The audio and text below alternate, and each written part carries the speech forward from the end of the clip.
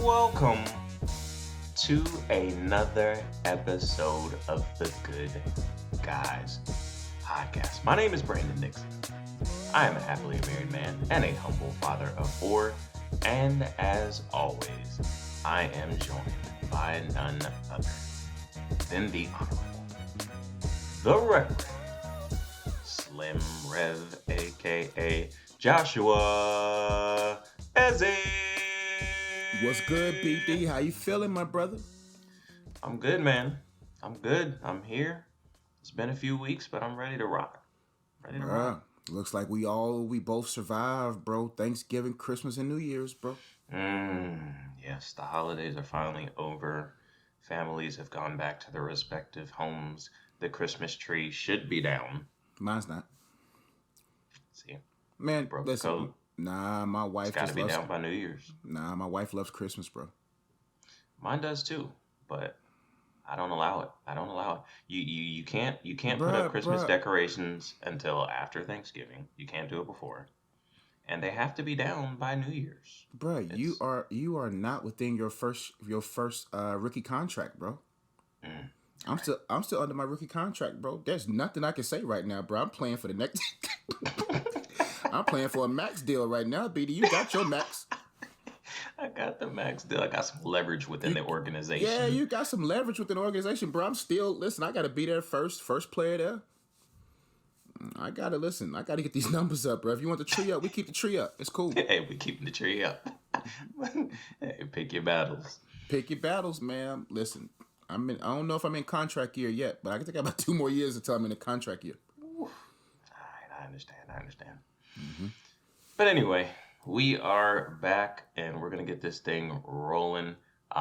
If you have not done so already and you enjoy the Good Guys Podcast, please hit the subscribe button, okay? Hit the bell so that you get post notifications. Help us grow here at the Good Guys Podcast. We are only about 250 or so subscribers from hitting 1K, guys. Ooh. I don't know what we're going to do for 1K, but we're going to do something. And I'm excited about it. So help us out. Hit the subscribe button so that you know when we're coming out with new content. And also hit the like button. Smash that like button so YouTube will recommend our content to more people. Okay? Listen, get in the comments. We're the underdogs, man. We're trying to rise up, man. That's right. I heard some people saying in the comments that we should have a TV show. Well, help us out. Hit the like button so we can get a TV show one day. I don't know about TV. I don't know if it's actually going to happen. Yeah. Nah, I don't think we want to go TV route. I just think we just want to create our own company. Start our own mass media company, bro, and take over for clean, good comedy, man. Absolutely. That's the mission here at the Good Guys Podcast, to bring you guys good, clean comedy with some advice sprinkled in there, like Salt Bay. A little good advice. Okay, BD, I see. Mr. Rogers. Yeah. Oh, so that's where we're going, and that's where we're going in 2020. You just going, bro? Right. You got the Mr. Rogers sweater on, bro. If I would have known that, if I knew that this was the Mr. Rogers episode, I would have got my Mr. Rogers sweater, bro. Hey, look, man, we're the good guys. Okay, we're married. I've got the Mr. Rogers swag going in 2020, and there's nothing wrong with that. I feel it, bro. Matter of fact, every episode I'm coming with a Mr. Rogers sweater. Oh, you want to start that war, sir? That's the swag in 2020. Mr. Rogers. Until May. Right. Nah, BD. If you wanna be successful as bad as you wanna breathe. No, if you right. What did Eric Thomas say? If you wanna. When you wanna be successful as bad as you wanna breathe, you'll be successful. Hey, look, man. I can't breathe right now. I got this sweater on. It's 95 degrees outside. Man, I got these performance clothes on, man. I see you. Appreciate you, bro. All right. Anyway. We're going to go ahead and get into today's episode. And I think we've got a really good one here today. We're going to start as we customarily do with the weekly airing of grievances. I've got one today, Josh, that has really been a thorn in my side for a very long time. All right. As I'm sure you all know, they call me the father of four. I have 4 children. Okay, and children are a blessing. They're wonderful. Um, there's a lot of positives to having kids. Okay, but there's some negatives as well. Hmm. Okay, when you have kids, you learn that nothing that you own or hold dear is safe, especially electronics. Okay? My weekly airing of grievances: why do kids always find the need to mess with your stuff, with your electronics, with your gadgets? And not only that, how do they manage to be so particularly good? It's like they have a specific set of skills, Hmm. and that is to disable any electronic device that you may have. I don't even know how to. Case in point, okay? Mm-hmm. My iPhone. Now this is my old iPhone, okay? I got the new iPhone, but I still have my old iPhone 6. I think it's a 6. Oh. I still have my music on there. I still have some games on there. I still play it every now and again. It's not that big of a deal to me, but it's still out. My kids got to the iPhone and they messed with it so bad to the point I pick up the iPhone and it says the iPhone is disabled. I'm not talking about the disabled. They played with it before and it said the iPhone is disabled for 5 minutes. Cool. Okay. They played with it before and it says the iPhone is disabled for 30 minutes. Chill out. Come back in 30 minutes. You're good. I've even seen them mess it up to the point where it says the iPhone disabled for an hour. Whoa. Okay. But this time, JE, Mm-hmm. the iPhone is disabled. There's no time limit. It's just disabled. I turn it off and I turn it back on. The iPhone is disabled. How do you disable the iPhone completely? Wow. They have completely disabled this iPhone, Josh. I don't know how to unlock it. I'll probably have to go to the Apple store, which I'm not going to do because it's an iPhone 6 and I'm not going to go in there with an iPhone 6. They're going to No, laugh at me. they're not going to accept you. I don't think you're our clientele. I don't think you're our kind of customer. This is an iPhone, sir. It's from Apple. It's an iPhone 6. I think you're looking for go over to Best Buy or something. This is the Apple store. Mm. They disabled the iPhone. How do you do that? Completely disabled. No time limit. Indefinite disablement of the iPhone. Hmm. When I'm trying to edit, the podcasts and things like that. Hold up now. Yes, I've Yeah. got videos on the computer loading. I'm uploading. You know how long it takes to upload stuff? Come in, computer's been unplugged from the wall. Got to start all over.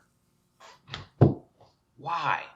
Out of all the buttons on a computer, you got the keyboard. All these buttons. Press all of these. Press them. All of them. But the power button on the monitor. There's a camera. There's all kinds of stuff around here. How did you manage to get to the one thing? The one thing. The one thing that would completely disrupt everything that I have worked so hard for. How did you know to go to the power cord? There's so many other cords that you could have pulled. I've got the microphone plugged in. You could have unplugged that. I've got the lamp plugged in. You could have unplugged that. How? How? It's like they're genetically predisposed to find out how to disable your electronics. I just don't understand, JE. BD, I'm not even trying to understand. I'm going to make sure I stand my ground. Please. See, It's only see, right. see, man, I work at elementary school, and these are not my kids, so I have a totally different. There's no chemical connection. There's nothing in me that's going to keep me from spazzing. So, I love them. Mm-hmm. Don't I love them like they're my anyway. I do Don't hit not the love. line. No, I can't lie, man. I'm a man of God. But some of these kids, man, bro, they are. I can't wait to have my own BD, but man, working in elementary school, man, just realizes that you got to protect everything. Like, literally, I have to lock my bro. They know how to jimmy my door, bro. Of course they do. Of course, the kids, the school. Anyway, Yes. just understand. You could have a bunch of locks. They're gonna find a way to pick them. I was like, y'all love me that much to break in? Like, yo, bro, I be hearing they tried it because I got 2 doors to my office. Mm-hmm. They'll try the downstairs the door. I hear the knob twisting. I said, oh, they coming like zombies. They start twisting the door, and I'm like, dang, they gonna come to the one they jimmy open. Bruh, they're pushing it. They're grabbing their friends. Help us. I'm like, bruh, no. I don't want to see y'all. I done saw y'all since 7:30 this morning. And they always want to eat lunch with me, man. And then next thing you know, I'm surrounded by kids, man. And I'm scared for my life because I'm like, dang, where did I put my ring? Where did I put my phone? Where did I put? Because these kids be like, "Ooh, mine's." They live in a culture that knows how to jimmy and know how to shimmy, and they take stuff. They jimmy, they take your stuff and shimmy away. Bruh, when I have kids, man. But see, I think the problem is not the kids, BD. Okay. What's making me scared or worried is that the wife is the problem. The wife is the problem. The mother is the problem, BD. Okay. They just let this behavior go. Man, I'm like, bro, I see it in my wife's eyes with my nieces. Right. Or the littlest one. I'm like, no, don't let her get away with that. And I'm scared that when we have kids, they're going to be like, well, touch your daddy stuff.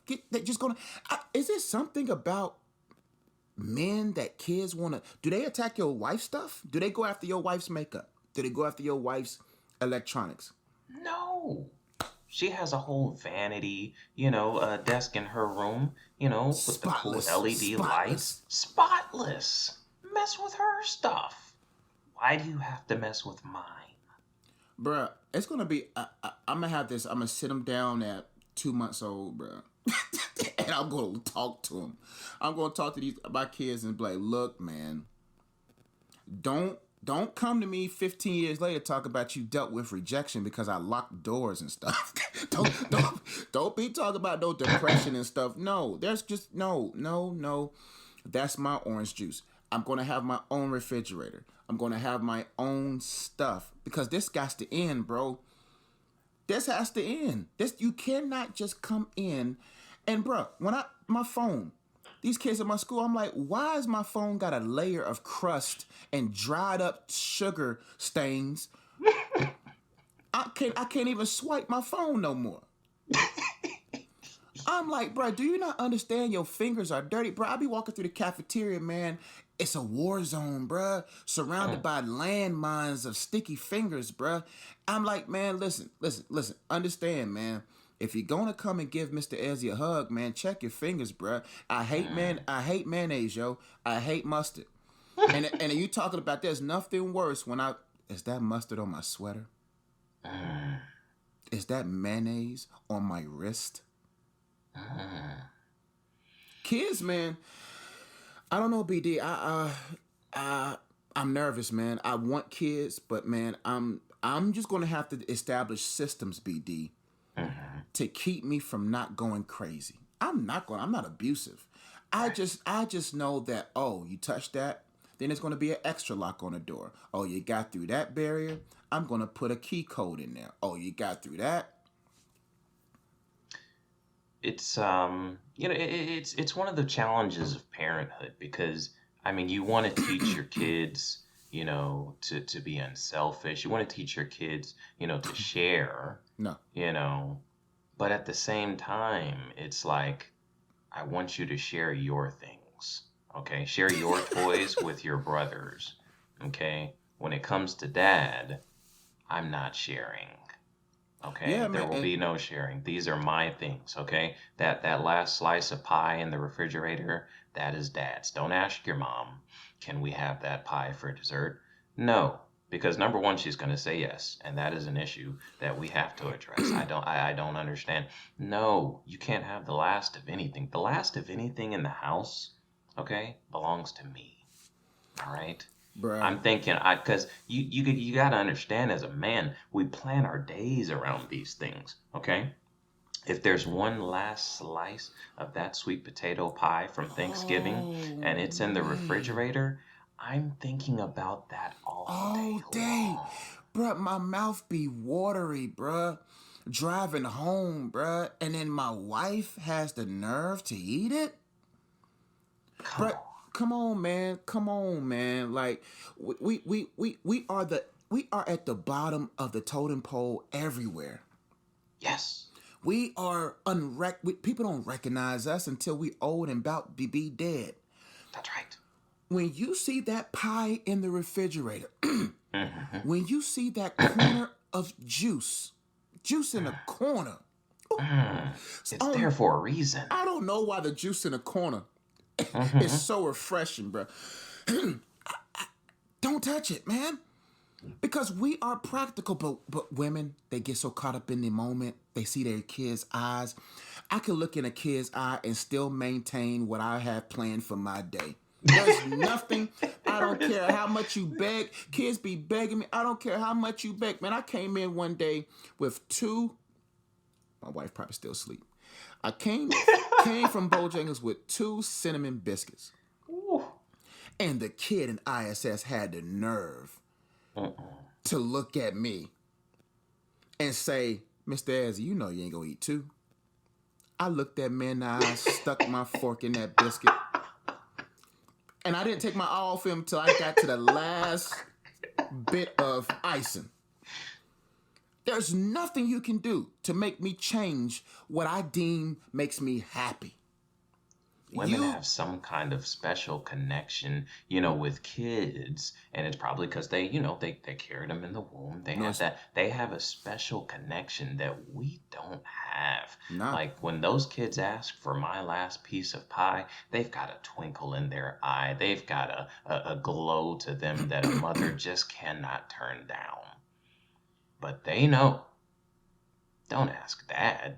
Because they can come to me just as sweet and cute as they possibly want to. They can have the twinkle in their eye. They can have the boyish glow. And it doesn't matter. I will stare at them as stone cold as possible. No, you cannot have that last piece of pie. It is mine. Okay? And as a matter of fact, I'm offended that you asked I'm because I offended. want you to understand.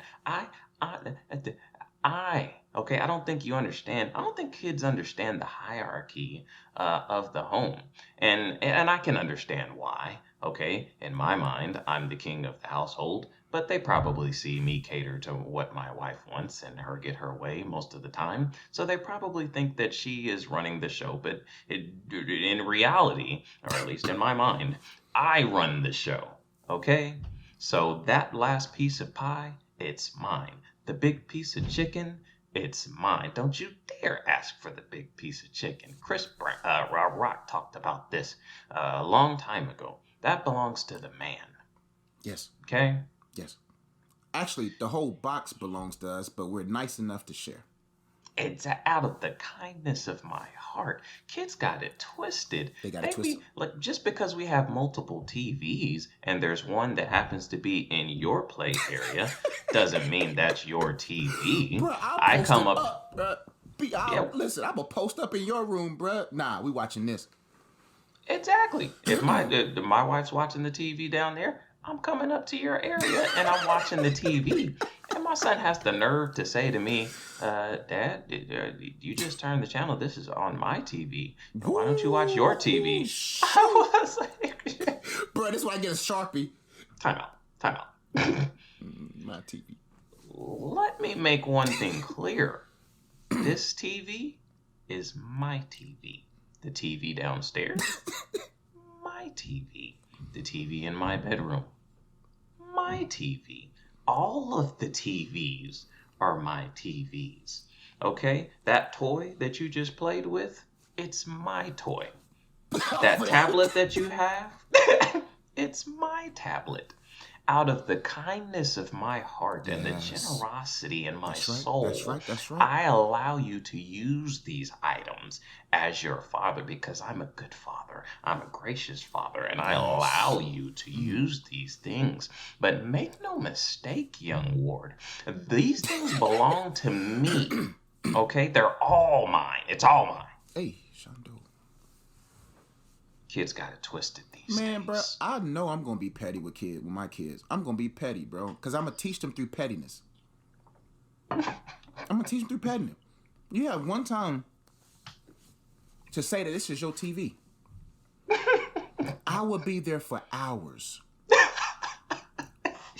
Hours. And you're not leaving either. Don't cry for your mom. She can't save you. She can't save you.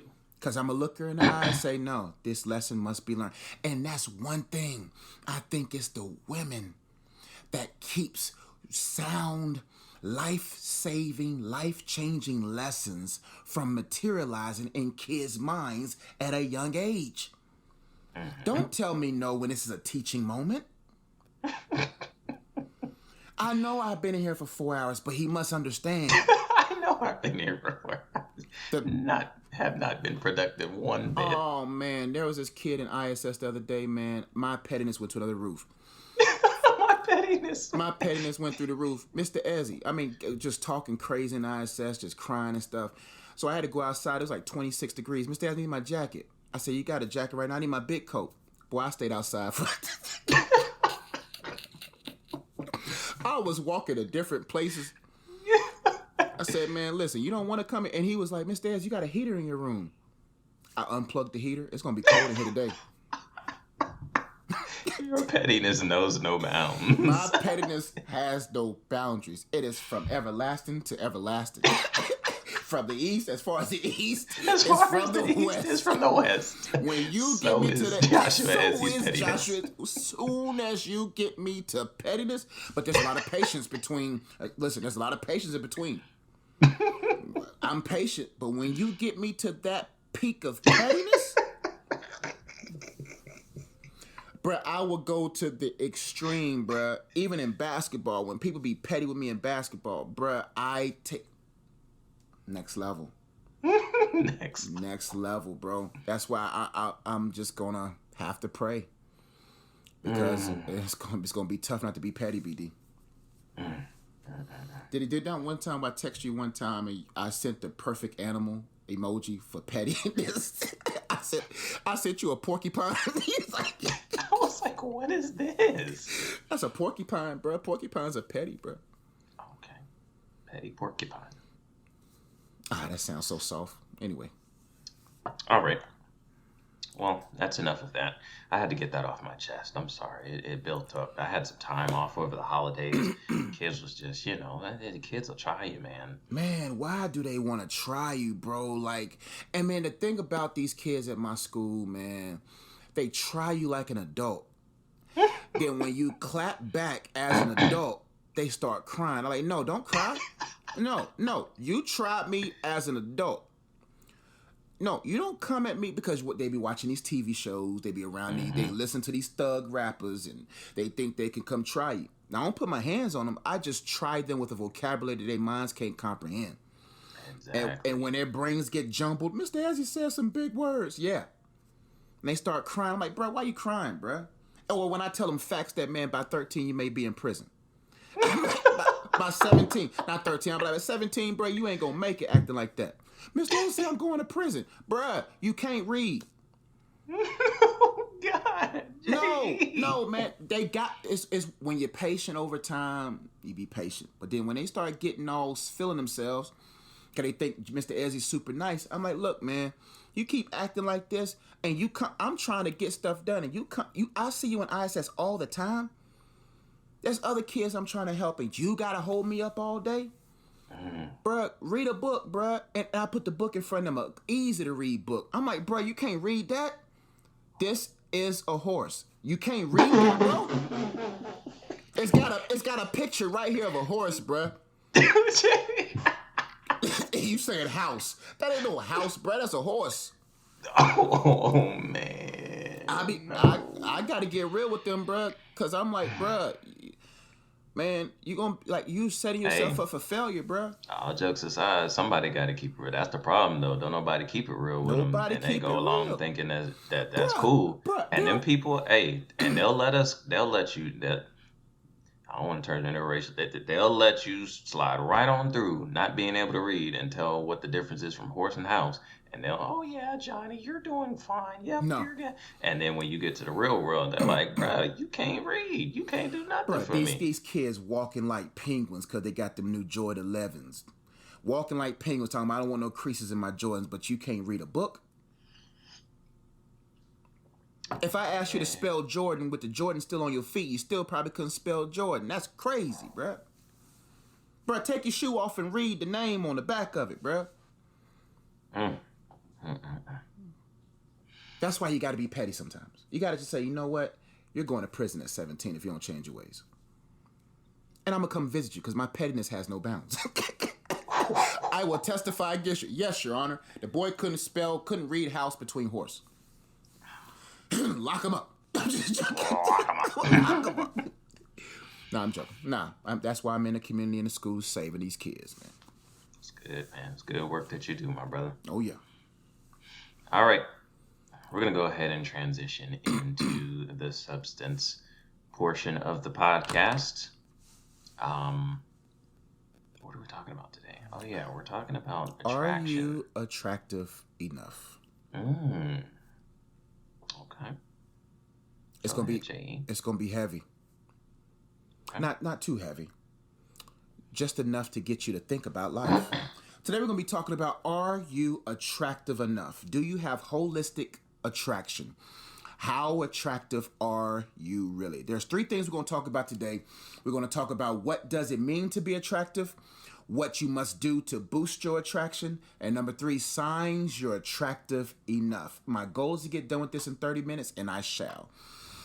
3 things again. What does it mean to be attractive? What you must do to boost your attraction? Signs you're attractive enough. Let's start with what does it mean to be attractive. The definition of attraction is this, BD. A person or thing that draws. Attraction by definition is a person or a thing that draws. I have a couple points that goes with this that will kind of help you make sense of this. Excuse me. Number 1, you draw what's been drawn. You draw what's been drawn. In other words, what you draw matches the picture that has already been drawn in your mind or heart. You predominantly will draw what you have allowed to be drawn on your heart and mind, meaning this: whoever has the paintbrush, whoever has the pen, whoever is shaping your worldview, your perspective, will determine what you predominantly draw. That's why you got to be very careful what you allow and who you allow to influence you, because those individuals will hold the pen that draws a picture on your mind that will be the main image that you draw. The Bible talks about in Romans 12, be not conformed to this world, but be transformed by the renewing of your mind, that you may be able to test what is the will of God, discern and test the will of God, what's good, acceptable, and perfect. Many people are not in position to draw the will of God, to draw what's good, to draw what's acceptable, and to draw what's perfect, because they're in a process of conforming to an image. Right now, you are going in one or 2 directions. This is based upon your mind. Either you're being drawn to the conforming image of this world, or you're being drawn to the transforming image of Christ. Either way, you're going in one or 2 directions. That's why I said you are drawing what has been drawn on your heart. The question is, what picture do you have in your mind? What picture of life? What is your perspective like? What do you see about yourself? What is it? Because you will draw predominantly that. Now, don't get me wrong. You can be a person who is whole and still draw broken pieces because you're just attractive. But they won't remain long, or you won't allow them to stay long because of the image that you have on the inside. So again, what does it mean to be attractive? The definition of attraction is a person or thing that draws. You draw what's been drawn. You bring to you what has been drawn on your heart. Next point. It means, what does it mean to be attractive? It means being able to keep drawing beyond the initial draw. Are you attractive enough to keep a person there? Are you attractive enough to keep that position for a long period of time? Are you attractive enough to endure? Many people draw people to themselves because they're attractive externally, but they draw people away because they're unattractive internally. Being attractive, or what does it mean to be attractive, means that you're able to draw it, yeah, because you look well, you're groomed, you got your external self together. But in order to keep a good thing, you got to be a good thing. You got to match that. What's outside of you must match what's inside of you. If you're a high quality person, a highly attractive person, internally and externally, you will sustain the same level of attraction. That's why my question to you is can you keep what you're asking? Can you maintain what you're trying to gain? Because everything in life worth anything, excuse me, has a maintenance fee. Marriage has maintenance. BD, we as husbands, I don't think women pay maintenance fees. Wives don't pay maintenance fees. We pay maintenance fees. There's a lot of extra expenses that ladies don't have to worry about. And that's in the category of maintenance. If you want $1 million, you got to be able to handle the maintenance of it. If you want a marriage, you got to handle the maintenance of it. If you want anything in life, there is a maintenance fee. So you just can't be attractive enough to bring a thing. You got to be attractive enough to keep a thing. Let's keep going, BD. You all right? I'm good. What does it mean to be attractive? It means being able to keep drawing beyond the initial draw. As a husband, I want to keep my wife's attention. I want to keep her drawing. I want to keep her coming. I want to keep her connected. I want to keep her intact in a relationship. I don't want to get to a place where I got her into the marriage fold. I got her now, and all of a sudden she's feel lonely in marriage. She feels like there's no connection there. I got to continue to sharpen myself and grow myself so the drawing continues. Let's go to the next point. Number 4, what does it mean to be attractive? Let's talk about some things real quick. 3 things real quick, or three things. Your attraction must be active. You just can't be a stagnant person. You're attractive physically. You got a pretty face. You got a great job. You got an amazing car. You're attractive, but is your attraction active? So you got to always be active. That's what keeps the fuel going. That's what keeps the youth going. That's what keeps you sustaining or maintaining what you have acquired in life. But so many people's attraction is only in face value. No, you got to have value beyond the face. You got to be able to say, you know what, not only am I attractive physically, but I'm active with my attraction. Meaning that, like for men, women can care less about. Listen, back in high school, you could get them with the hazel eyes. You can get them with the waves. You can get them with the car. You know what I'm saying? With the shiny plastic rims from Walmart. You could get them then. Back in our day, not now. Or right now, you can get them with the Charger, the Challenger. You can get them with the good car. But a real woman can care less about looking good in another man's car. She wants to know, are you able to sustain life? Are you able to do well? And a lot of people have enough to get a thing, but their attraction is not active. A woman don't want no man who is not active in his purpose. Neither does a man want a woman who's not active in hers. So your attraction builds the more active you are. Your attraction must attract purpose pieces only. Your focus should be like, I'm only going to attract purpose pieces. Or at least I'm only going to accept purpose pieces. Like, I don't want to look a certain type of way, because when you dress a certain type of way or carry yourself a certain type of way, you draw what's familiar, because you'll become a familiar piece to other things. Why am I going to wear skinny jeans? I don't want that attention. You see what I'm saying? Well, I ain't gonna talk about BD. But I'm not gonna wear certain things that's gonna draw unnecessary attention. I'm not gonna carry myself. I'm not gonna go to the hood and act hood. No. I'm gonna keep my doors locked, and I'm gonna keep driving, and I'm gonna run that red light. There's just certain red lights I'm going to run. You know what I'm saying? When I'm in the hood and I got a black Durango, I drive the speed limit. I roll my window down.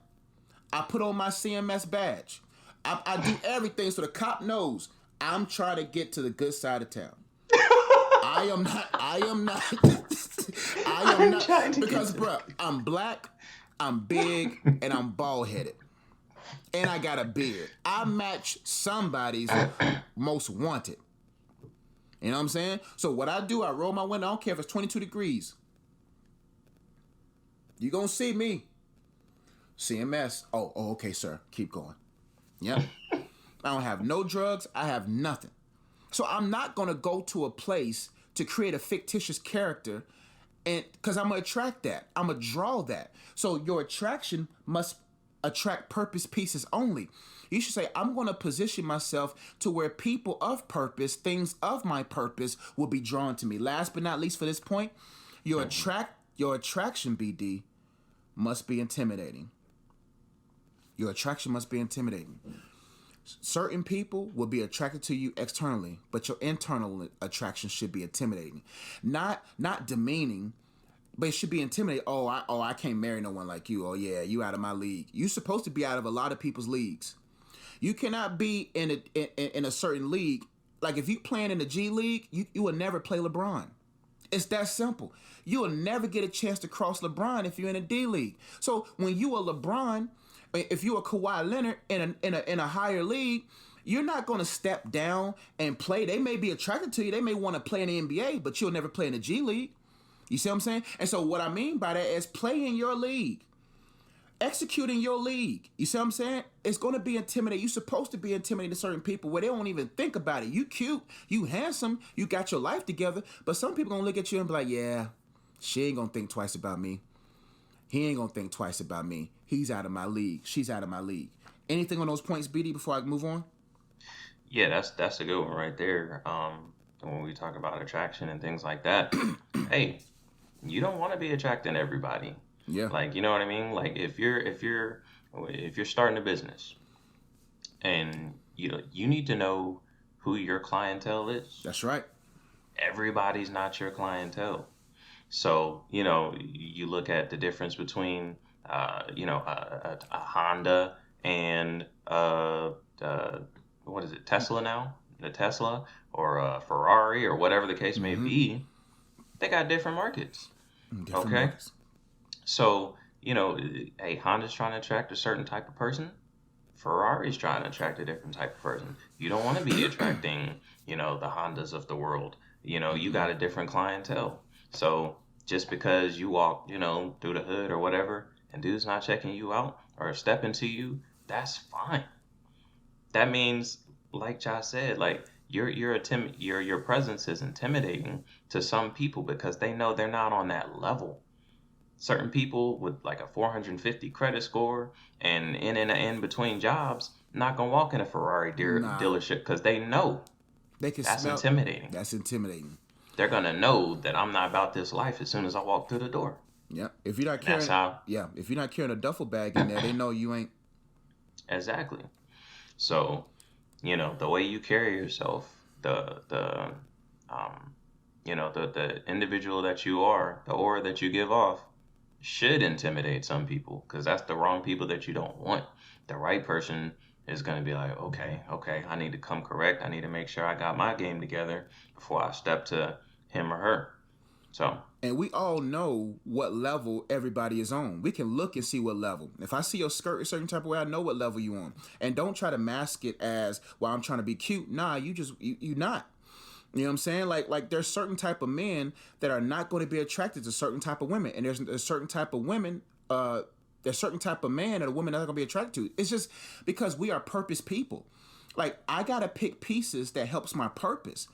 True attraction is I'm not going to attach myself to anything that's going to subtract me from my purpose. So we know what markets, but you can't compromise your market. You got to mark yourself up to the market that you want to be. And don't mark yourself down. Everybody should be at a certain market, but unfortunately with free will, not everybody's willing to be marked up. Not everybody's willing to go to the place that God created them to be, which is a place of dignity. But you got to get a certain mind frame, a mindset that says, you know what? I have the right to select purpose pieces only. And you can be in whatever market you want to be in. It is not, like Josh said, back in high school, yes, looks, was the primary determining factor. As an adult, as you get older, you can be in whatever market you look in, because whatever market you want to be, because it doesn't have so much to do with looks. It has to do with what's on the inside. So you might need to, change the way, dress a certain way. You might need to start reading some books, getting some knowledge, gain some skills, gain some, things that are going to make you more valuable, more attractive to someone who's on that level. Once you get on that level, it doesn't matter. Like, you know what I mean? You can attract whatever clientele, you can That's attract right. whatever significant other that you want to, but you have to build that value up in yourself, and that's how you do it. Like I don't mind. I don't mind. See, in life, you're going to attract people that's like, especially in ministry. Ministry's different. You're going to draw people because that's discipleship. But that's the difference between giving someone your love and giving someone your heart. I'm Right. only going to give people my heart who has earned it. Everybody else can get love. People, I'm not sitting there saying that, oh, you're not on my level, so I'm not going to speak to you. You're not on my level, I'm not going to greet you. No, everyone is an even level playing when it comes to love and kindness. Right. Equal level playing. But when it comes to your heart, when it comes to Right. your Right. time, when it comes to your money, you got to be okay with saying, no, I'm too attractive for this. I'm not going to waste my time in the hood in your living room and you call this a date. Ladies, you see what I'm Right. saying? I'm not about to come down to your level to make you feel comfortable. No, my presence should make you uncomfortable. It should make you want to level up, or it should make you want to leave. My presence should not make you want to level out. No, my presence should either make you want to do two things: level up or leave. That's it. Because It, my presence should make you uncomfortable. My vocabulary should make you uncomfortable. My mindset, the way I think, should make you uncomfortable. But when it comes to love, that's an even playing field. It's leveled. Everyone gets your love. Now, let me make sure I make this make sense, because a lot of people may not know the difference between love and heart. Love is kindness. We're talking about kindness. Hey, how right. you doing? Everything okay? Good. Some of that is limited. Like if it's a person that's an ex, you just give them the wave, the deuces, the head nod. You keep moving. That's kind of kindness. Everybody at least gets 30 seconds of my time. Who you are in my life will determine how many minutes you get. That's my love. When it comes to my heart, that's my vulnerability. That's my fears. That's my concerns. That's my joys. That's my identity. Not anybody gets that. Now my wife and God gets the premium of that. Right. Other people may get a piece in my heart because that's family, that's people I care about, etc. But when it comes to love, maybe we'll do a video on this later because I don't have time to break that down because there's too many layers to that. But Right. we may do it in the next episode or so. Okay. All right, let's keep going. What you must do to boost your attraction. I have 9 things real quickly. I'm going to go through these real quick because I got to get to what me and BD can share. I think I still got 15 minutes left. What you must do to boost your attraction. Number 1, you must have traction. You must have traction. You have to have a grip on your life so that you don't slip through life. You got to have traction. Your attraction must have traction, meaning it must have grip. It must have grit. It must be able to say, you know what, I'm going somewhere. I don't slip. I got my life together. I got my belt of truth fast, and I got a grip on myself. I got a grip on life. That's what makes you attractive. That's what boosts your attraction. If you're slipping through life, slipping through money, slipping through relationships, and you're slippery and you got no traction, how are you going to run your race effectively? You know what I'm saying? I don't care what the environment is. Make sure your shoes are shod. Make sure your shoes got grip. Make sure your shoes are new. Make sure your shoes are good. And make sure you have traction. And make sure that you're not living a life that's slipping. In order to boost your attraction, you must have traction. You must have a track record. You must actually have evidence that you are actually the person that can sustain whatever that you're trying to track. Do not set yourself up to attract something when you know you have no traction in your life. And most people they put themselves out there on dating websites and make themselves available, staying at the gym longer than they should, coming around the dumbbells so they can be seen doing squats. Like you're setting yourself up to attract a man, attract a woman, attract people, and you have no traction in life. If there's slippage anywhere in your life, if you're slipping anywhere in your life, do not make yourself available. Anything on that, BD, or I can keep going. You can keep going. All right. What you must do to boost your attraction, you must have traction. You must have grip so that you don't slip. What you must do to boost your attraction, number 2, you must have positive actions. You see the word attraction? There's 2 words in attraction. Traction and action. There must be action in your traction. You just can't have traction in the past. You got to have positive actions to keep the race going. If we don't improve in this podcast, the podcast won't get better. If we don't implement positive action, if we don't implement action anywhere in our life, positive action, we won't prosper. What you must do to boost your attraction, you must make subtractions. Sometimes the best way to add to your life is to subtract things out your life. If you want to boost your attraction, you got to say, I got to subtract these type of habits. I got to subtract this type of way of looking. I just can't grow my hair out all crazy and expect to have a job. I got to start subtracting certain things to make me more attractive. Make me more attractive, not to people outside of my purpose, but the things that are within my purpose. What you must do to boost your attraction, you must make subtractions. What do you need to subtract out of your life to make you more attractive? What you must do to boost your attraction, next point, you must have gone through some contractions. In other words, man, if you ain't birthed nothing, you ain't attractive. Nobody cares about your dream if it ain't birthed. Nobody cares about your idea if it hasn't been birthed. You got to go through the pains, the contractual pains of birth. So many people are can you help me with my dream? No, if you ain't willing to help your own dream, nobody's going to help support your dream. Your attraction boosts when you have gone through contractions, and when life gets rough, you know how to adapt. Most people don't have the ability to adapt. They don't have adaptability.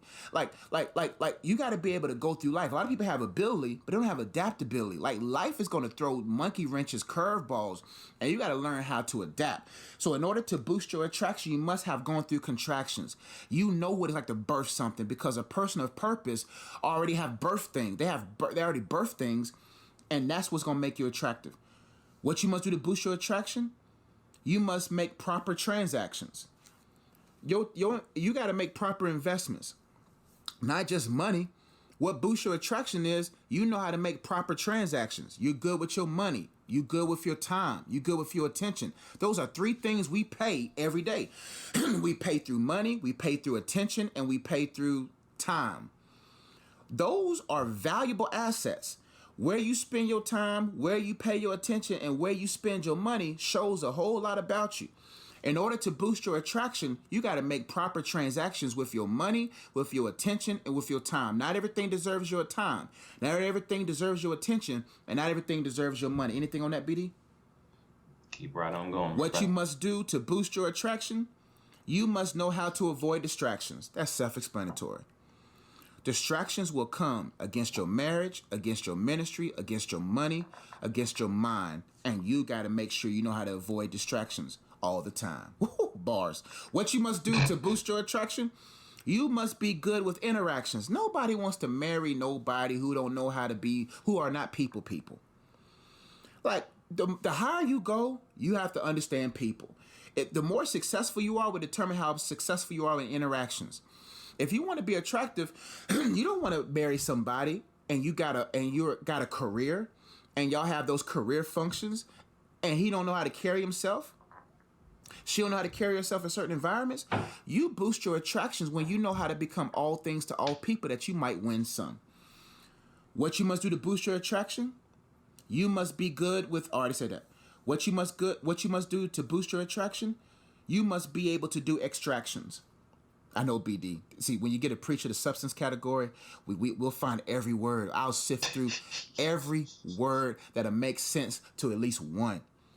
You must be able to do extractions. You got to be a person who knows how to pull the best out of people. Extract the best. That's why people love what we do. Our goal, we're extractors. Our goal, we're attractive. This podcast is attractive because we extract. We're giving you free, valuable information that if you apply will extract out of you your best. That's what makes you attractive in any field. If you can't pull the best out of people, people won't give you their best. And that's what you got to understand. Value attracts value. Value gathers value. If you're not a valuable person, people ain't going to pay you to do anything if you don't have extractable ability. What you must do to boost your attraction, last but definitely not least. This should be number one, but I made it last to give it more emphasis. What you must do to boost your attraction, you must embrace and accept God's satisfaction. Jesus was God's satisfaction. God in the flesh appeased the wrath of God. And if you have yet to accept his satisfaction, then you're not going to be successful in this life. You are more attractive when you are attractive to God. Not just attractive. See, there's two types of attraction when it comes to God. You are attractive to God because you're his son or daughter. You become even more attractive when you're useful. See, BD has 4 kids. I'm sure when they get older, he's going to love all of his kids equally, but he's not going to trust all of his kids equally. You see what I'm saying? There's going to be a son that's going to rise up and be a little bit more committed, a little bit more effective, a little bit more useful. He's not going to love that son more than the other sons. He's just going to say, I can trust that one a little bit more. And that's how it is. I want to always be attractive to God. God be like, if I give this to Josh, he gonna get it done. If I give this to BD, he gonna get it done. But the key theme of what I'm trying to say here is, when you have accepted Christ in your heart, man, and you accepted God's satisfaction, what appeases him, what makes you his son or daughter, man, you even more attractive, because not only do you have all the other things, but you have Christ backing you. What you must do to boost your attraction, you must have traction. You must have positive actions. You must make subtractions. You must have gone through contractions. You must make proper transactions. You must know how to avoid distractions. You must be good at interactions. You must be able to do extractions. And you must know how to avoid distractions. And you must accept and embrace God's satisfaction. Whew. I don't know if that was a sermon or a rap verse. It was a lot of rhyming. There's a lot of rhyming. I feel like Eminem, bro. Now, where did I want to get to with me and BD? I'm sure BD has a lot of points to share. Signs you're attractive enough. Signs you're attractive enough, meaning holistically attractive. But before I get into my points, let me give you the definition of the word enough. Enough is a powerful word. The definition of enough means adequate for a want or need, sufficient for the purpose of, to satisfy desires. That's what enough means. Adequate for a want or need, sufficient for the purpose of a thing, to satisfy the desires of a thing. Now, signs you're attractive enough. Keep that definition in mind as you walk with us. You know you're attractive enough when, and I spelt the word enough, ENOUGH. You know you're attractive enough. BD, don't hate. You know you're attractive enough when enough is enough. You know you're attractive enough when enough is enough. That's a double entendre. You are attractive enough for marriage, attractive enough for ministry, attractive enough for greater level sums of money. When enough is enough, 2 ways. Number 1, when you are sick of being who you are. Enough is enough with these habits. Enough is enough living this way. You know you're attractive enough when you have already had that moment in your life, when you have already made a decision. We're talking about that decision was made years ago where you said enough is enough. I'm going to stop this habit. I'm going to stop thinking this way. I'm going to stop living this way. Then you will become attractive enough for the things that are for the mature audience only. The second part of that enough is enough. Are you attractive enough? Is enough's enough, meaning God is enough. You know you're attractive enough for marriage when enough is enough. When God is enough for you. Like there's something attractive about contentment. That's what made my wife so attractive. She loved God more than me. In the beginning, there was no type of game I could spit. There was nothing I could do that can shake her off of God being enough for her. That made her even more attractive. When God is enough for you, you're not desperate for anything. When you're content in God, you're not chasing anything because He's enough. But in order to become attractive enough for marriage, attractive enough for ministry, attractive enough for management, attractive enough for money or anything, enough must be enough. You got to say, enough is enough when it comes to these bad habits. Enough is enough for this bad relationship. Enough is enough for this. And you know what? God is enough for me. That's when you become attractive enough for the major things. Let's keep going. Anything on that, BD?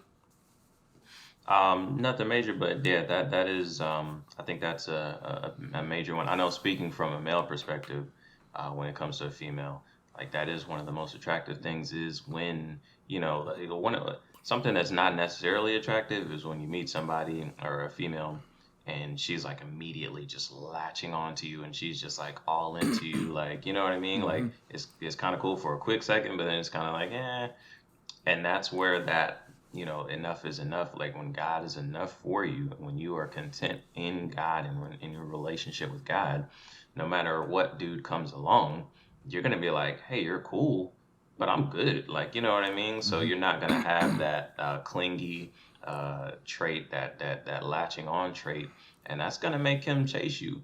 As guys, like we're wired to chase, right? So if you are running after God, then we have to run after you. If you're not running after God and you're just sitting still, then we don't have to chase you. You're right there. So That's right. just wanted to drop Yeah, that one in when there. God is enough, man, you won't try to find stuff in the rough. When God's enough, you're not playing in the rough. You know what I'm saying? What I mean by the rough, you're going below where you need to be. You know, everything you need is in God. And that's, I'm telling you, when you reach that place of contentment, man, you'll be attracting all kind of things because God will be able to see that you're mature enough to send those things. I only want to attract what God sends. And I'm going to put the end anything he don't send. But when God is enough, you build the discernment to be able to recognize what has his address on it.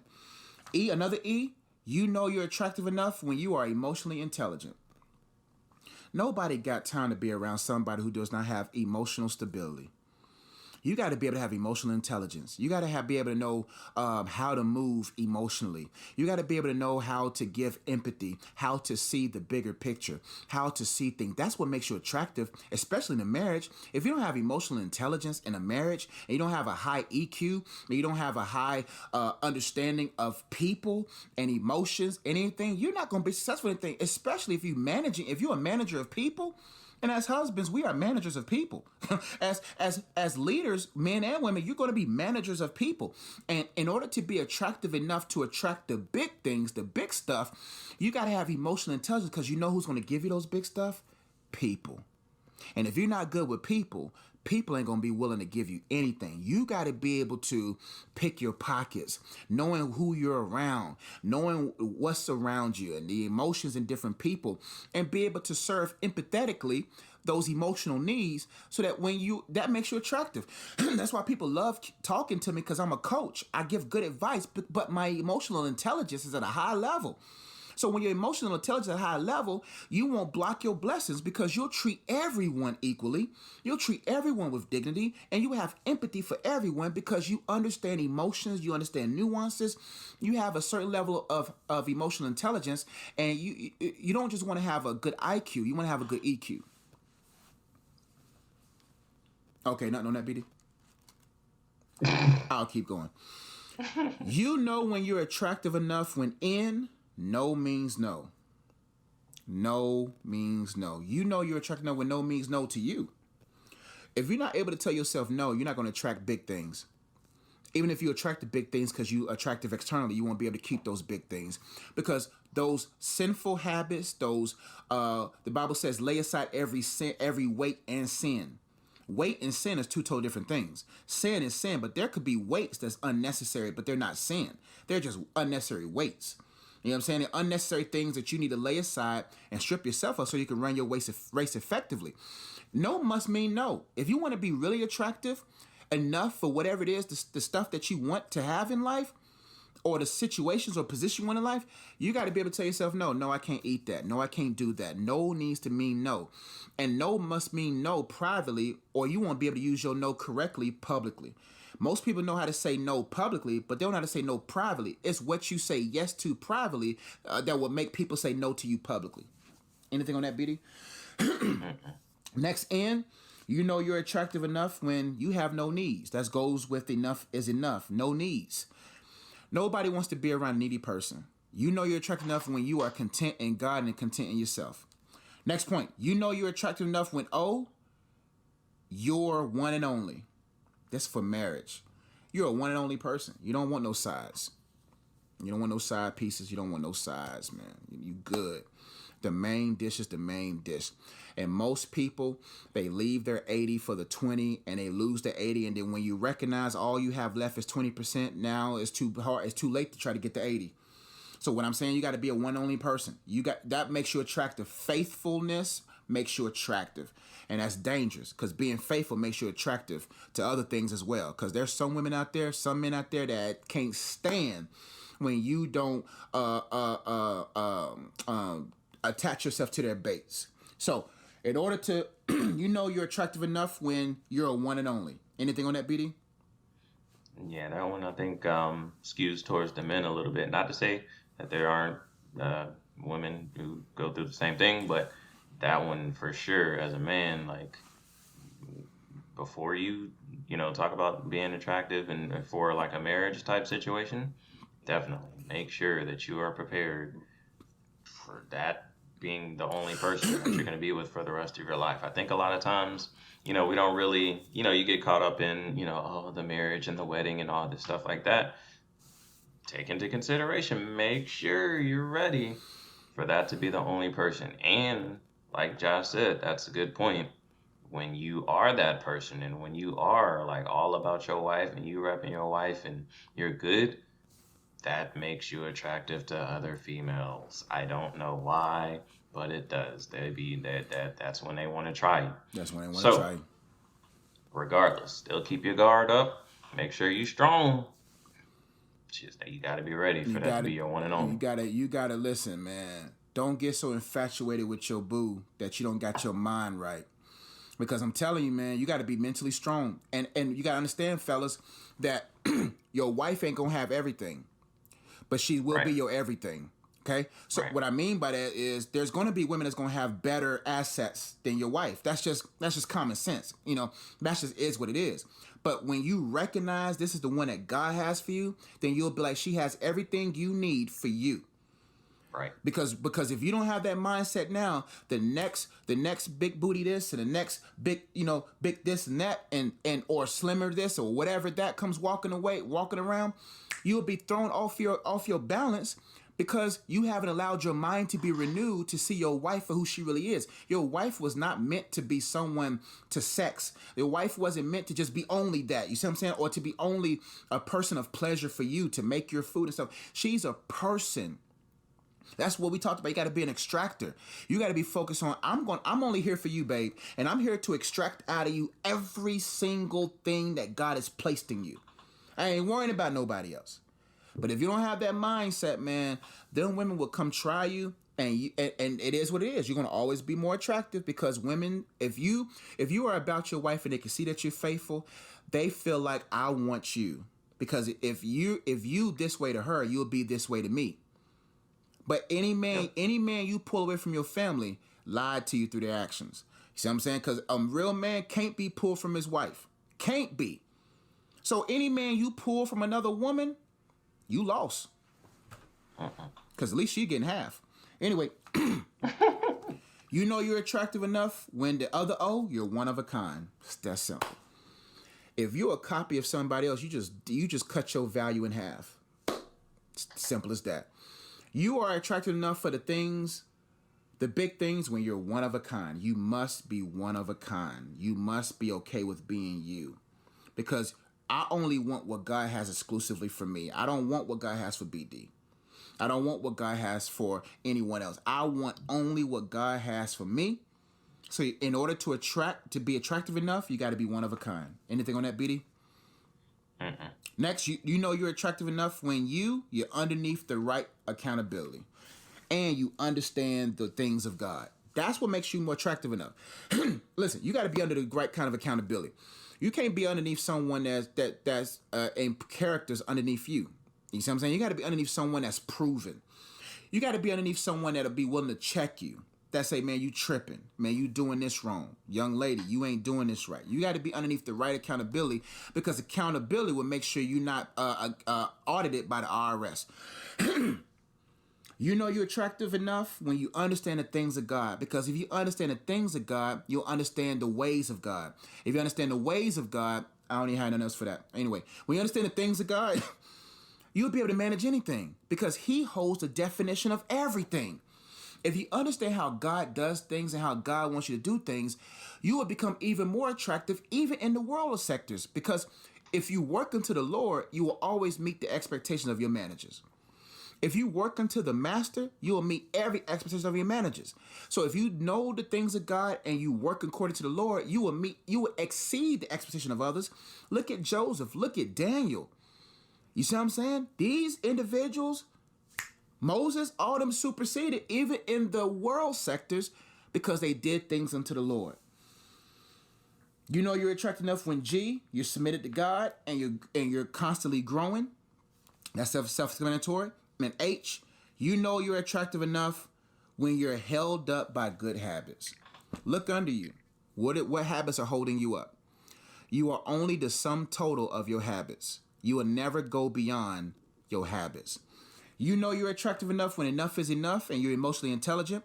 You know you're attractive enough when no means no and you have no needs. You know you're attractive enough when you're a one and only kind of guy and gal and one of a kind. You know you're attractive enough when you're underneath the proper accountability and you understand the things of God. You know you're attractive enough when you're submitted to God and you're in constant growth. Constant growth means every day you endeavor to be a better version of yourself. You know you're attractive enough, last but not least, you're held up by good habits. That's all I got for you, BD. All right. Well, I definitely think that was some good content there. I hope that added value to you guys. And hop in the comments and let us know, which points, stood out to you and really, spoke to you and, will help you going forward. Let us know. Other than that, I think we're going to transition into today's this or that. Mm-hmm. So one of these items has to go forever. So you have to think about it. You have to think about it. All right. So today's this or that is going to be in the Christian music genre. One of these two has to go. Either Christian hip hop or gospel. Ooh. One of them has to go. I seen that I always start these segments. Let me jump in. CHH. Mm-hmm. From the conceptions of when I was first introduced to gospel gangsters. Ooh. Gospel gangsters. Gospel gangsters reached me at an age where I thought I was going to lose myself. Because, man, I couldn't work out to Kirk Franklin, doom, doom, doom, doom, all the time. See what I'm saying? Stomp. You know what I'm saying? Right. Gospel gangsters was it just opened my eyes to a new realm. I didn't no longer had to listen to Little Chris and the East Side Boys, Little John. Well, I did, but I didn't have to. But I had an alternative. I had an option. Okay. Right. CHH is tough, man, because it was whack in the beginning, but now it's better now. Right. And oh man, I mean, who are your top three? Who are your top three favorite Christian hip hop artists? Well, do you have three? I do listen to Christian hip hop on occasion. Okay. Definitely on occasion. Definitely Andy Mineo is number one for me. Number two. Mm-hmm. Chance the Rapper. I got it. Kanye. No. Actually, no. I mean, geez, I guess I don't have a whole lot. I mean, I've got a couple, but I'm trying to think of who. I don't know. I like McRae. He would be in my top three. I'm trying to determine if he's 2 or 3. Yeah. That's a tough one. Maybe we should have did that on another segment. Sorry, I threw you another. Yeah, you gotta think about that one. We'll save that for a top 5. If y'all even care about that. That's a certain group of. But gospel, BD. Mm-hmm. Now behold the Lamb. Break every chain. Break every chain. Yeah, man. The storm is over. Whoo, bruh. Honestly, this is tough. But bro, CHH gotta go. CHH don't bring you through no storms, bruh. Rap don't get you through no trials and tribulations. Be of good cheer, overcome the world. But no, man. Gospel, not the GAY gospel. We ain't gotta spell it. Not that type. Because there's some type of gospel that's just too happy. I'm like, bro. Okay. And you know why I think this is my theory, and please understand this is coming from a place of love. I think the reason why there's a lot of people of that uh,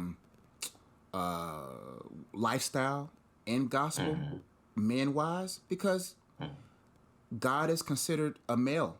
You know, God is considered like a man figure, so it's easy to sing songs like that. And that makes it so perverted. You know what I'm saying? So you got to be very careful, even with gospel music, because some of these people are channeling a bad type of spirit because there's a male figure and they can make lyrics that makes it sound like, you see, come on now. Anyway. But man, gospel, man, you can't. Oh man, bruh, man, let me go to my Spotify and pull up some stuff, bruh. That's too much time. I can't do it. But bro, I'm sorry, CHH got to go. I mean, of course. What are you gonna lift to? I know, but man, when it comes to life, bro, I don't know, man. That's tough because man, it's hard to lift weights to worship to worship music. But if I had to choose one because of what comes with life, man, CHH gotta go, man. I don't know, man, cause God. Well, that's tough, man. But man, I mean, bruh, what's gonna get you through storms, bruh? Yeah. But what's gonna get you through that weightlifting session? What's gonna get you crunk as you go hoop? The baby. See, that's why I initially wanted to just do straight rapping or singing. Okay, let's do that. Because you're right. I'm back in the mill. Let's go home. Man, them kids, they be doing their TikToks. I'm like, man, the baby, nice, bro. I can't rap like him. Right. Yeah. It's catchy stuff, bro. Rapping or singing? Across the board. Rapping. Singing gotta go, bro. I don't got. So you gotta go. Singing gotta go. Wow. When you get into the big genre, man, nobody got time. Who I'm gonna listen to? Singing wise. Like, think about it. You know what kind of manner of a man you would be if all you listened to was singing? Yeah. Singing got. But oh man, the choirs. Oh. The choirs. I mean, you know, when you chilling with your significant other, maybe you want to kind of, you know, set the vibe, you know, chill vibes. Maybe you don't want the baby, you know, blasting through your speakers. You know? Bruh, that's tough, man. I'm just saying. Dang, bro. Then, man, if you look at it like that, man, rapping kind of gotta go. Or unless I get singing featuring a rapper. Does that? Nope, there's no rapping. There's only singing. Let's think about this, though. I have been more moved and impacted by singing than I have by rapping. Rapping is an exclusive. It's when you're about to go hoop, when you're about to go lift, and when you just trying to get crunk or excited. But singing covers about 80% of the rest of life. I can lift without music. I mean, you can still lift without music. You know what I'm saying? You can still lift without rap. You know, like that just means you just got poor discipline if you need music all the time. You know? Right. But man, how you gonna get hyped to hoop, bro? Imagine in the layup line, nothing but singing, bro. Some smooth R&B, contemporary. Yeah, man. Hey, like I said, one of these got to go. It's tough. Dang, all the rappers that have to go with it. Oh, boy. Wow. Imagine Lil Wayne as a singer. Imagine if all the rappers still loved music and had to become. He probably wouldn't have tattoos. He probably wouldn't be on lean.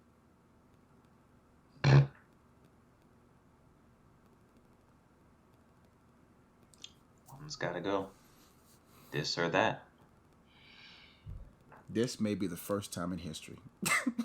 Ah. This and that. No. Well, okay, you tell me yours while I think.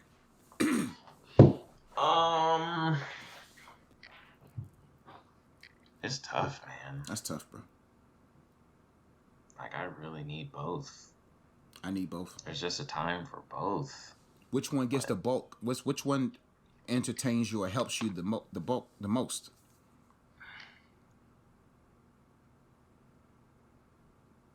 it's like it's two sides of your boy. Like, you know what I I mean? feel you. There's that side where like I'm that dude and I'm just riding out and I just need to, you know what I'm saying? Like hear somebody like get that I'm just like you can't stop me. Yeah. But then Oh, there's those. that, Oh, when I get to petty mode, bruh. you What know, am I gonna like do? that. Dang. But but then there's that time when, I'm chilling, I'm feeling more sentimental. Might be chilling with the lady or might be trying to get into worship with the Lord. Or I need that singing aspect. It is it's tough. I need both of those. Wow. This might have been the toughest one. That you might have to It's watch to the that next episode to get an answer. You might have to wait till. it's that balance. Like without either one of these, I'm imbalanced. If I don't have singing and I'm just listening to rapping all the time, I'm gonna be like too braggadocious and prideful. You listen to But singing if all the time, I'm you're gonna be all soft and sensual. soft and Sen- soft and passive and not making moves. Rap gotta stay, bro. I, I'm in a phase of my life where I'm out to get it. You Right. understand? I don't think they understand how obsessed I am with greatness. I don't think they get it. If you go to my YouTube channel, you got it. I'm going to make it. And singing just doesn't pull it out of you. So Yeah. if we'll do this again probably when I have kids and they're 14, daughters getting old, then we'll probably do this episode again. This part. But right now, singing gotta go because I'm out to get it. I'm sorry. I'm sorry, man. I'm in a different vibe in my stage of life, man. I gotta go get it, bruh. So Yeah. I gotta take singing away, bruh. I don't need no worship right now. I could just talk to God. I don't need no music to talk to God, bruh. That's I'm true. talking to God about money moves, major moves, marriage moves, ministry moves. I can't do that with singing, bro. How you gonna get creative? How can you be creative with singing? Yeah, that Maybe for ladies. Nah, there's a lot of entrepreneurial ladies out there too. I can't generalize women like that. In this stage of my life, bro, I need rapping more than I need singing. yeah, I'm not gonna lie. I think initially I did think that I did kind of think I was gonna go with singing because I sing, and so therefore I like listening to R&B and singing. But really, when I think about it, like yeah, right now I kind of do. I need I need that rapping because when I'm out trying to get it, I'm trying to make moves and stuff like that. Like there's nothing like having that rap music when I'm working out, when I'm riding, to work. Like I'm about to kill it today. Like I don't know. You Yeah, just kind of need that. but when I've gotten, then I need that worship. When I got gotten by the trial, I got gotten Right. by something. Oh, forget that rapping. Right. I'm travailed. I'm prostrated, bro. But if I could only have one right now, I don't know. I think I'd still take rap just because I needed one. I need it more right now, man. And we're just out to get it. I mean, that's the only way. I get to work sometime, bro. I'm like, man, Right. I need that rap, bro. Because if I'm tired, because I worked hard the night before and I'm listening to singing, I'm sleep. I'm sleeping while I'm Hmm. driving. Right. Yeah, man. Singing got to go for right now, man. I could do without it. Because I don't need singing to talk to God. Some people need worship for God. I don't need worship music for God. My life's a life. Right. My life's worship. So, Right. but when it comes to that making moves, I need that rap, bro. That might be one of the toughest, like this or that, or this gotta go, or one's gotta go. That might be one of the toughest ones we've had. That's a tough one, bro, because you need them both. Like, but I'm in it. But though music is based upon periods of life. You see what I'm Yeah. saying? So when you're going through a breakup, you're not gonna listen to rap. When you're going through a tough season, you're not gonna listen to rap. But when you're in a good place in life and you're working in a surplus of energy, you trying to make it happen. Now, behold, the Lamb ain't gonna do it for you. The Lamb of God will make it do it. I'm the Lamb of God. Man, that's a tough one, man. Hey, hop in the comments and let us know which one for you has to go, rapping or singing. And let us know why, because I'm still kind of torn. I said rapping, but It ain't nothing like that good worship, man. It ain't nothing like that good singing, man. I mean, even with Kanye, some of Kanye stuff, man. When I watch the stuff that he does, I mean, when you put a choir with anything, when you put a choir, like choirs are just amazing, bro. When you just hear voice, like, and music behind it, man, it's a powerful tool. It's a dangerous tool. I mean, anybody can pervert that tool for perversion. You know what I'm saying? And so, I'm not saying I'm not trying to exclusively put that on Kanye. So don't get at me about that. But what I'm just saying is that's how powerful music is, because it's able to affect the soul. And so where my soul is trying to get it. So I need a different type of, beat. right. Yeah, that's tough, BD. All right. Well, anyway, J.E., do you have a weekly nugget of truth? I sure do, man. If you want to add to your life, you got to make subtractions. That's simple.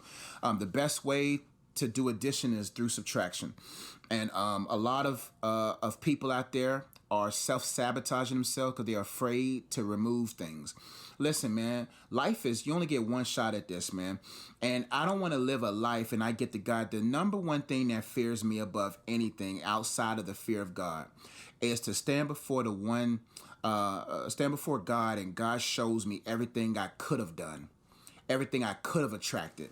That right there makes me want to go get it now, because I refuse to be at the end or the beginning or the cusp of eternity and realize I didn't leave everything down here on earth. So I challenge you to have a conversation with God and say, God, am I prepared to die empty? Or am I so caught up on living full that I'm going to take everything with me? And so the best way to make yourself more attractive for the things of God is to attract the things that are against God, so that you can really live a full life but die empty. That's all I got, BD. All right, and that is all we have got for you guys here today, here at the Good Guys Podcast. I hope you guys enjoyed today's episode. I hope it added value. I hope it gave you a couple of laughs. If it did, if you enjoyed the episode, subscribe to the Good Guys Podcast. Hit that subscribe button and hit the bell so that you get post notifications, so that you know whenever we drop new comment. All right, smash that like button, everybody. If you don't do anything else, just smash the like button. Help us out. Give us the like button, okay? Hop in the comments, interact with us. Let us know whether rapping or singing has to go. Let us know what kind of things make you attractive, or what you got from today's episode, okay? Other than that, that's all we've got here today. I am a humble father of 4. He is Joshua Ezzy, Slim Rev, happily married. Both of us are happily married. All right. We're the Good Guys Podcast, and we are out. Peace.